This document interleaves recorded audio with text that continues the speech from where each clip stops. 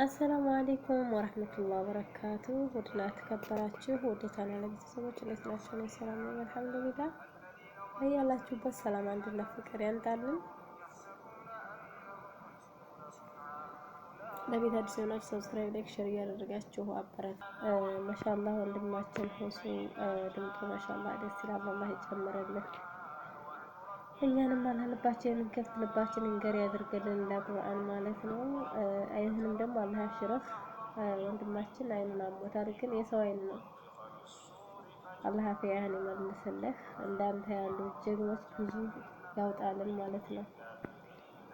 ሀገራችንንም ሰላም ያደርግልን። ማሻአላህ ማሻአላህ ረህመቱን ሚን ረቢ ፈኢዛ ጃ